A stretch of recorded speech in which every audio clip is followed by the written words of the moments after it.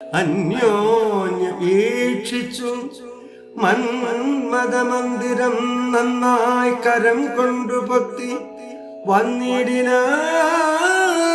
വന്നിടിനാൻ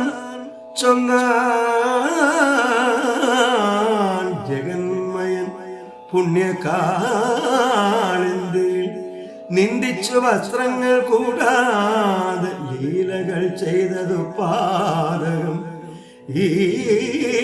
ഈശ്വരനന്ദയെ ചെയ്തതിന് അഞ്ജലി ചെയ്ത്